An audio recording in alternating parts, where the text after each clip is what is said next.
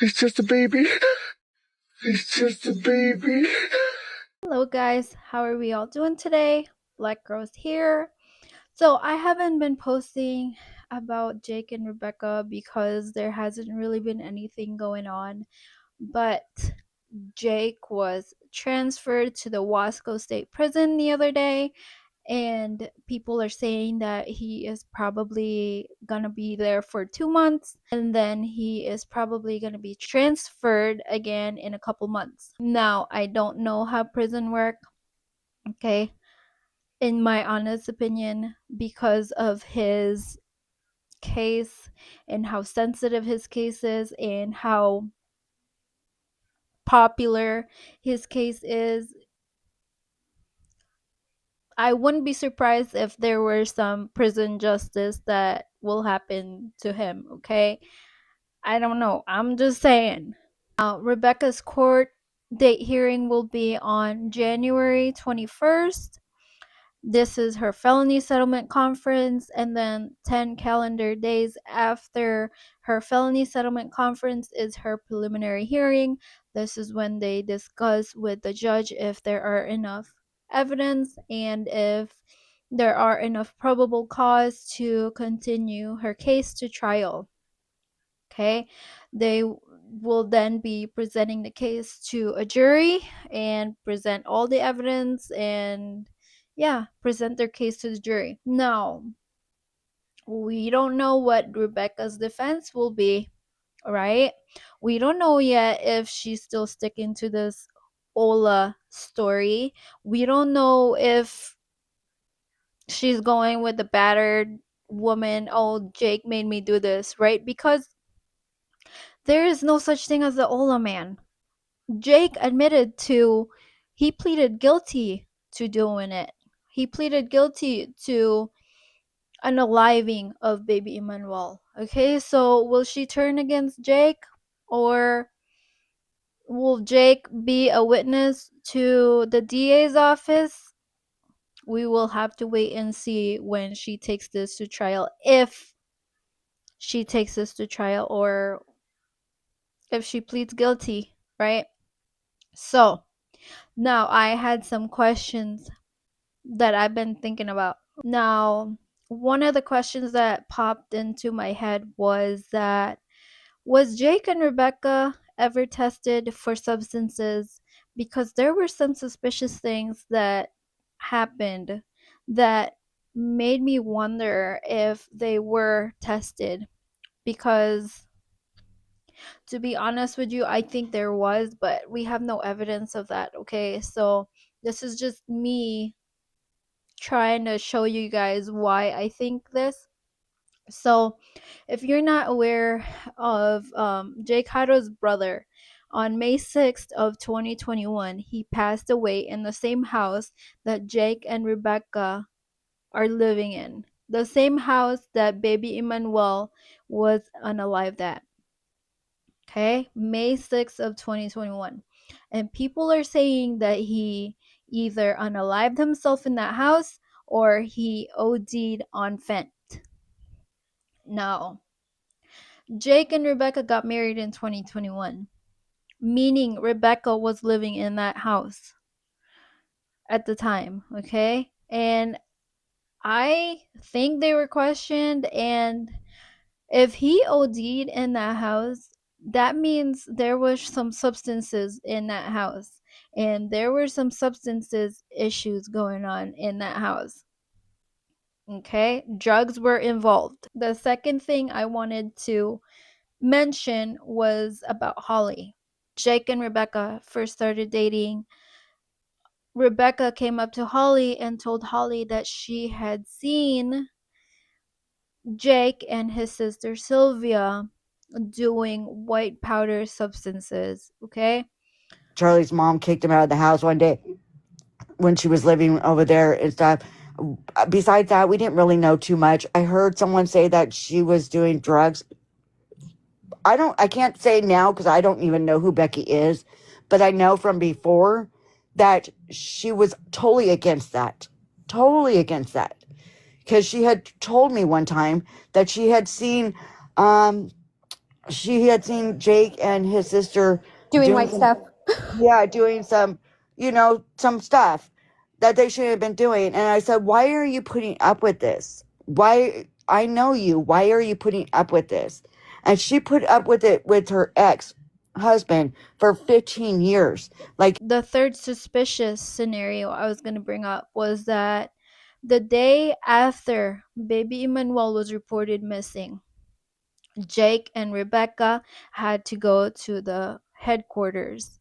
And Holly, I forgot to mention, if you are not sure who Holly is Rebecca's sister in law, her brother Charlie's wife. Holly was supposed to take them to the headquarters, and there was a moment where Rebecca might have been menstruating and she needed some items, right? And she mentioned how she needed to use the bathroom. So Holly and Charlie took her to the gas station, and the gas station employee said that they didn't have a bathroom. So then Holly suggested that Rebecca go use the bathroom at the headquarters. and they said, no, we don't have a public bathroom. I'm like, okay. So then me and her go back in the car. Charlie takes us back to the police station. I told her on the way to the police station, I said, like, um, there is a bathroom in there you could use. She goes, no, I don't want to use it. And I was like, what? I was like going crazy. I was like, what? And that's when I was like, no, this isn't right. So we go back there, and then like Rebecca refused to go to the bathroom at the headquarters. Now, why? Was she afraid to get tested? Was she afraid to leave DNA? I'm wondering, right? And the reason why I'm questioning this is because if drugs were involved, I've never done drugs myself. I've never done stuff like that, okay? But I've been around people who have done the H word. And when you are that addicted to hard drugs, I can imagine that it makes you detach from things. And I say this because Rebecca almost seems like she shows no emotion towards her baby.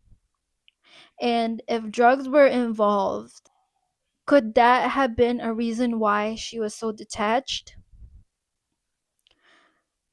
If drugs are involved, right?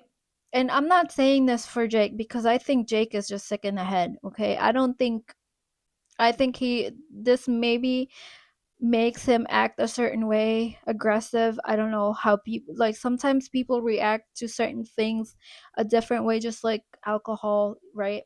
So I kind of wonder if this was making Rebecca act a certain way. I don't know, maybe she's just a detached person and she just doesn't care about her children. But I'm just wondering because it's very, very odd behavior, is all I'm saying. Okay. Also, I wonder if Sylvia has ever actually met baby Manuel. And the reason why I asked this is because Jake Haro named her in the 2018 transcript. If you don't know what I'm talking about, the 2018 case, the child cruelty case, Jake Haro told the investigator or the officer, whoever filled this paper out, he told that Sylvia went onto his iPad and searched how to feed a baby with broken ribs. If she was named in that, was she ever questioned? Because if she was questioned, then she knew that Jake Haro was capable of hurting a baby. She knew about the 2018 case. Then she knows that Jake Haro was capable of hurting baby Manuel. So that means she was hiding something. I mean, she's right there. She lived right there, right next to the Haros, right? She must have come in contact with them at some point because she seems to know about baby Manuel's medical records. So my question is, did she actually meet baby Manuel, or is that what Jake and Rebecca told her? Just asking. She made a video on Instagram and then deleted it. She made a video defending Jake and Rebecca and then deleted her video and then deleted her profile because she did not want to be involved in it. She defended Jake and Rebecca and she said, "We don't know Rebecca and she's a great mother." Some of you have fabricated, and I'm just on here just to tell you guys she's a great mother. So everything you guys are saying about her, first of all, you don't know her, and show some compassion. Like she just had her son taken from her. Right, we don't know Rebecca, but we do know that a great mother, a good mother, would have taken their child out of that situation, would have kept their child from being harmed by a dangerous person. A great mother would have protected their children. A great mother wouldn't be defending an abuser over and over again. And I also recently looked at Rebecca's docket, and there was something that made me wonder, right? It said on November 3rd, someone filed to seal co-defendants' probation report in part or whole. And I wonder why. What is in that probation report that they want to hide? I don't know. There must be a damning evidence that they're trying to hide. I don't know. Maybe I'm reading it wrong, but.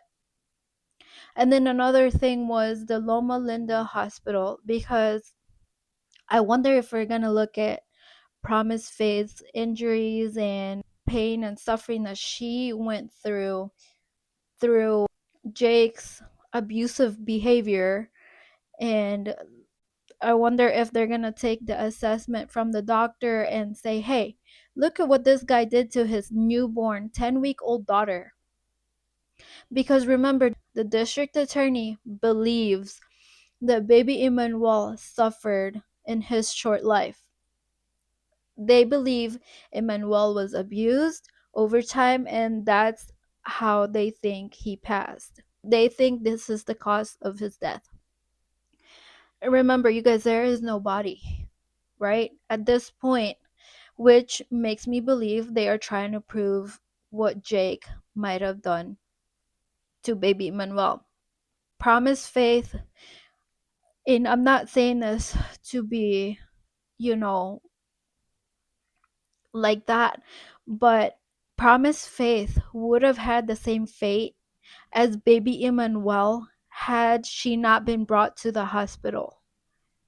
That was attempted murder, okay? And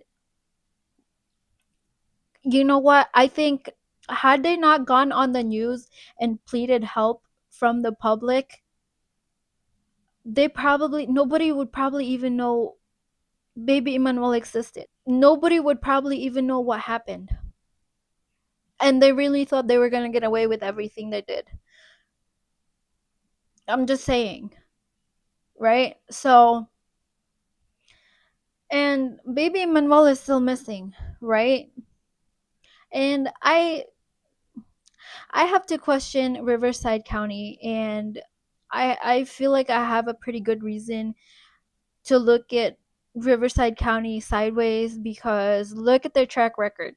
I just question how much of an effort did Riverside County put into looking for baby Emmanuel, because a lead is a lead. If baby Emmanuel is in the landfill, you go in that landfill and you look for baby Emmanuel. the last time we've seen investigators out there looking for baby Emmanuel was on the side of the freeway with Jake when they did a sweep for like an hour and a half or something like that, and that was the last time we seen anything, right? It's been over 2 months and baby Emmanuel is still not found. It's been done, you guys. This has been done. If baby Emmanuel is in the landfill, it's been done. Look at Quentin Simmons' case. Investigators found baby Quentin's little remains in the landfill. 2-year-old baby. I kind of wonder if they did the press just to tell people to back off because people are, they were getting into evidence and people are touching things they shouldn't have been touching. I don't know, but okay, listen, and I'm a little skeptical of Riverside County, and because just look at what they did with the 2018 case.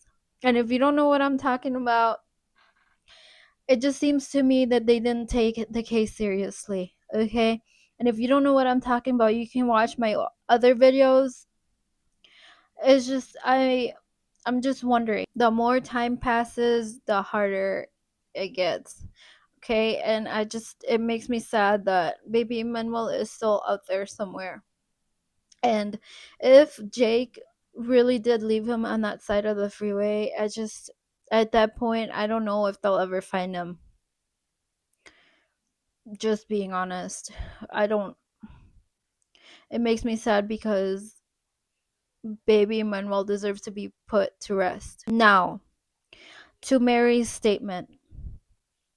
This is just what I've gathered, okay? This doesn't mean I'm defending her or anything, but based on what Mary and what Holly said, this is what I am getting from both of them.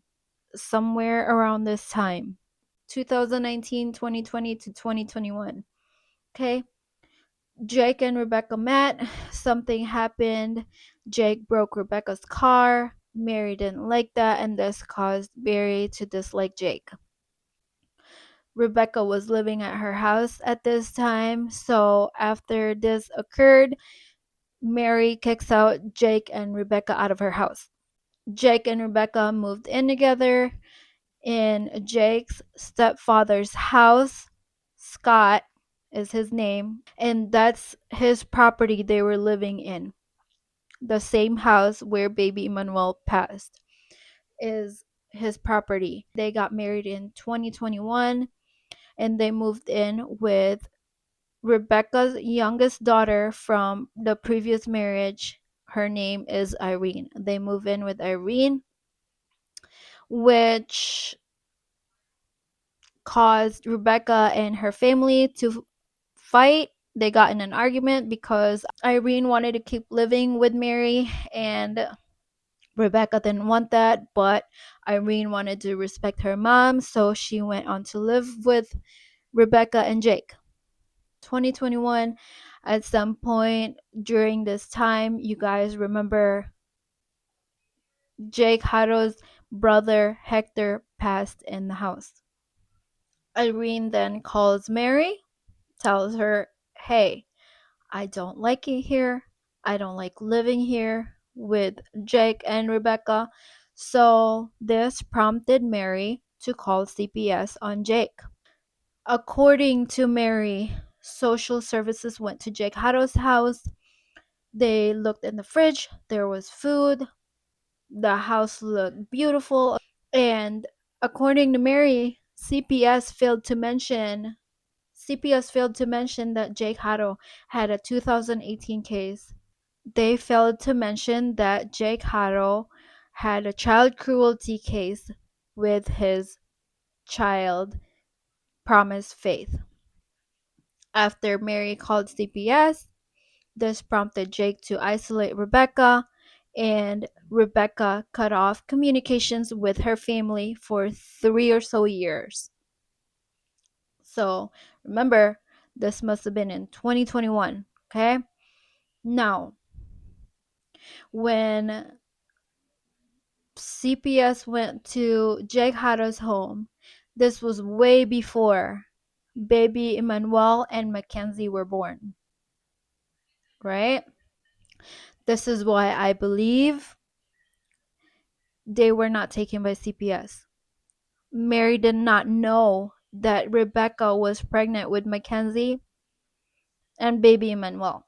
The only reason why Rebecca got back in touch with Mary was because Holly called Rebecca and left her a voicemail saying, hey, your mom is in the hospital. She had a stroke. Rebecca goes to the hospital with her 2-year-old daughter, Mackenzie, but not with Jake and Emmanuel.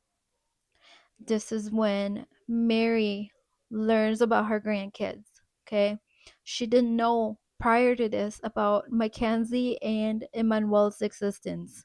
Now, what leads me to believe this is if you look at Mary's Facebook page, she starts sharing pictures of her grandkids in March. That leads me to believe that they started talking again in March. She shares pictures of her grandkids. The question is, why would Rebecca bring her 2-year-old to meet her family, but not baby Emmanuel? Emmanuel would have been 2.5, 3 months at this point, right? If you ask me, if you ask my opinion, I think it's because Emmanuel had bruises and he physically changed. And remember, you guys, at this point in time, in 2025, in March, Jake was on probation. It was a ticking time until he would have went to prison, because remember, he broke probation in 2024. He was going to court this whole time. He kept avoiding prison this whole time because Riverside County kept giving him continuances. If you have a child cruelty case and the family didn't know about it, why would you want them to call the police, right? Why would you bring a child that you're abusing around them? If you're trying to hide your past from this family, why would you bring the child that you're abusing to them? Right? I don't think he did not want any attention on him because he was already in trouble. He was already supposed to be going to prison. So if Mary was sharing pictures of baby Manuel before he changed, this leads me to believe that Jake was keeping Rebecca's family from seeing Emmanuel. It would make sense because Mary and Holly they were very vocal about how much they disliked Jake because of how Jake treated Rebecca. And that was the main reason why they disliked him. If he brought baby Emmanuel to her family, Jake would have been questioned by the family. So, in my opinion, that is why Jake and Rebecca kept baby Emmanuel from seeing her family. But as far as her not doing a wellness check, calling the police after meeting Mackenzie, that she has an answer for that. Only she knows the answer to that.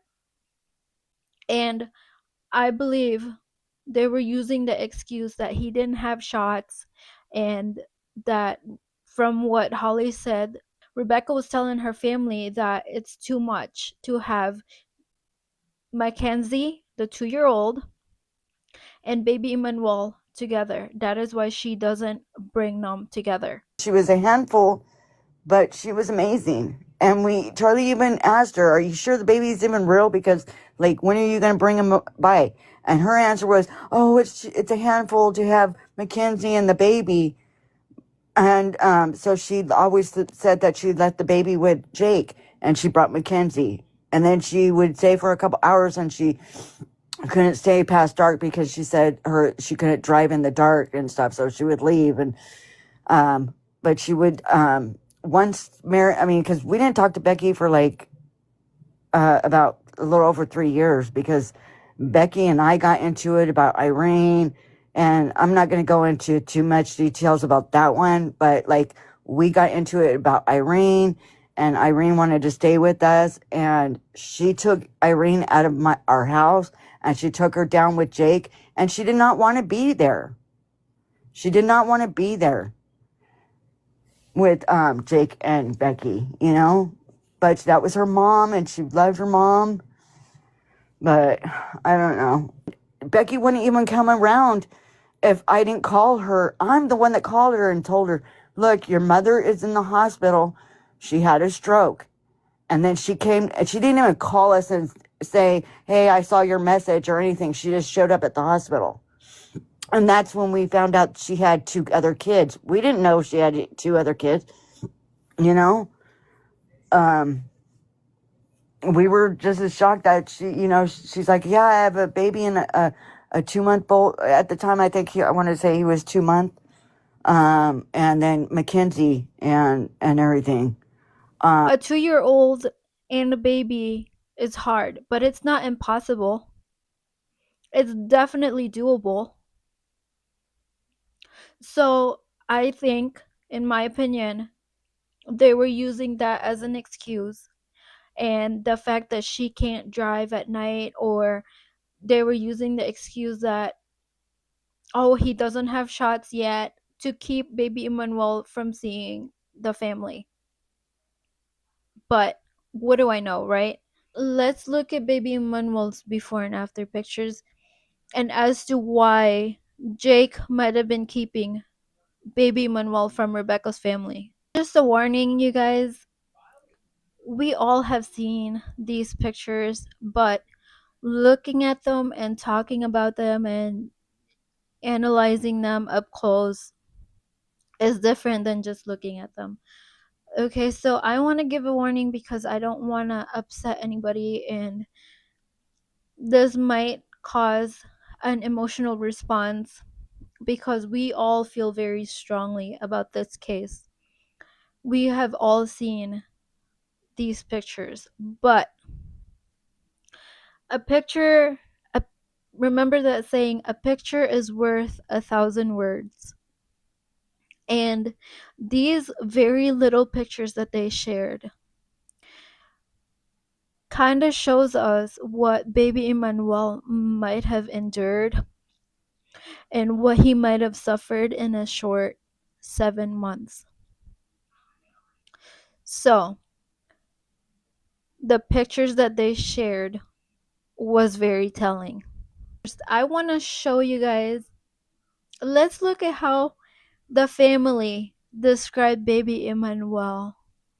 Okay, let's look at what they said about baby Emmanuel, and then we'll talk about it. Lazy eye was the only thing that's distinctive about him, that he has no birthmarks. Light skin. Beautiful, healthy baby boy. 7-month-year-old baby boy. He was a happy boy. He smiled. Mackenzie loved to kiss him. He was a healthy baby. He was crawling. He was kicking. He was playing with his toys. There is a lot of discussion on whether my nephew is special needs. He is late in development, but as far as we know, the doctors say that he's in great health. He's fine. He just has a lazy eye, and that made him more beautiful than anybody I knew, because I loved him so much. It didn't matter what he looked like. Now, let's look at baby Emmanuel's before pictures. Okay, he looked happy in these, right? He looked normal to me.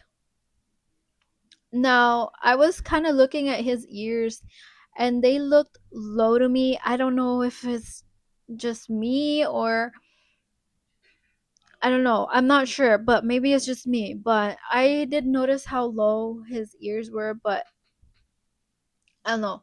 Now, let's look at this picture right here. He has a bruise on his right leg. Do you all see that? He has a bruise on his right leg. And then, what disturbs me about this picture is look at his right eye. I don't know if he had his eyes closed. I don't know. I don't know if he had one eye closed, okay, the right eye. But it almost seemed to me like his eye looks hollow. And I don't think he was missing an eye. But look at his picture right here. Look at this. Look at his right eye. His eye looks like it's missing. This poor baby. And then this one. If you look, he has a bruise above his armpit area. And I don't know if this is a picture of a picture, but his coloring seemed really off to me. He looked like his coloring was yellow. I don't know if it's just the lighting, I don't know. But it looks like he had a little bruise above the armpit area. Listen, I don't know how many months he was in these pictures, but I'm just guessing. He looks about 5 or 6 months. A 5-month-old baby should be able to sit up. Their necks usually are pretty strong at that point, right? He should have been able to sit up. Jake said he's a beautiful, healthy baby boy, that nothing was wrong with him. His sister said that he had developmental delays and he just has a little lazy eye, right? But his parents were saying that he was normal. So which one is it?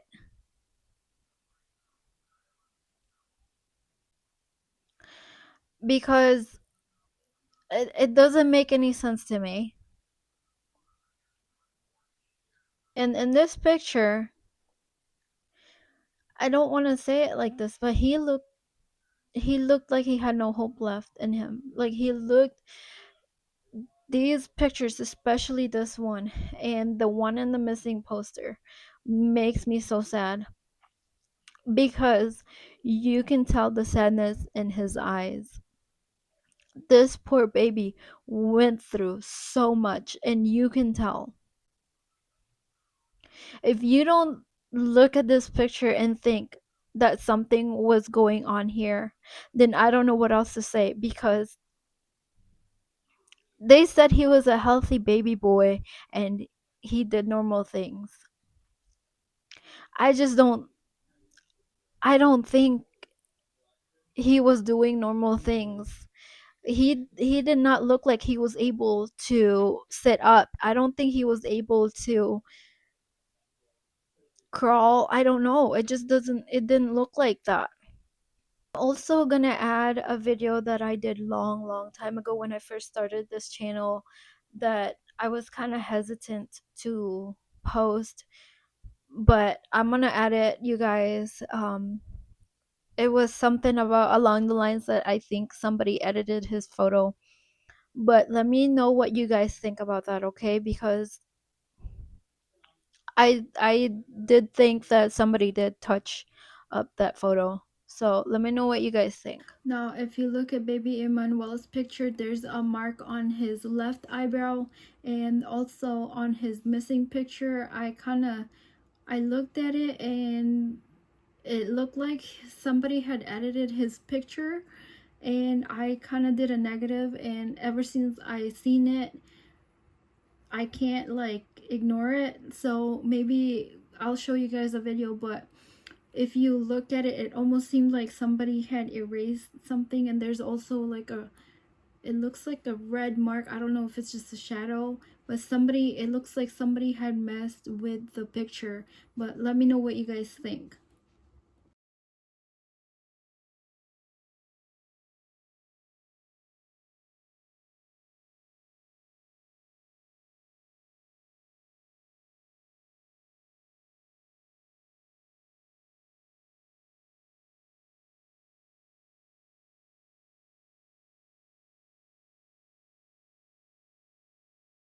I don't know if you guys notice, but it's kind of hard to tell because it pixelates when you zoom in. But let me know what you think, because this seems very suspicious.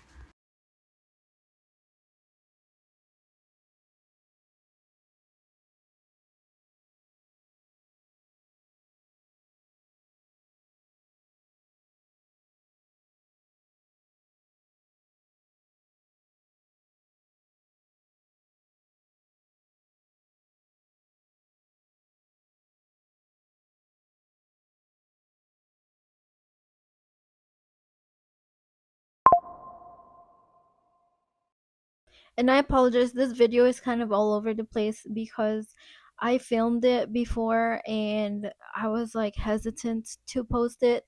So I just compiled stuff together for you guys because there's no sense in just uploading a 5-minute video. Okay, so I do apologize, it's kind of all over the place, but um let's pray. And if you don't believe in that, just keep your thoughts, you know what I mean? Like, let's keep praying that baby Emmanuel gets found. Let's remember that he's still out there and that he needs to be found, because listen, justice is not served until baby Emmanuel is found. That's what I believe. And his birthday, I don't know his birthday. His birthday, even his parents didn't even know his birthday. So his birthday is supposedly next month on the 21st. And let's keep thinking about him, you guys. You know, he would have been almost 1. He would be almost 1 by now. So videos that I do of baby Emmanuel, I always add Emmanuel's Law in the description down below. If you guys would check it out, read it, sign the petition. I think it's a great law, okay? It's just crazy that we have to come up with a law like this to keep kids to be protected from evil monsters like Jake Haro. If you would please check it out, and I always link the description down below in videos related to baby Emmanuel. Check it out, sign it. It's a great law, okay? And let me know what you guys think in the comments down below, and make sure you keep baby Manuel in your thoughts and keep praying that they find baby Manuel soon. Thank you guys for watching. Thank you for listening to me. I'll see you guys soon. Bye.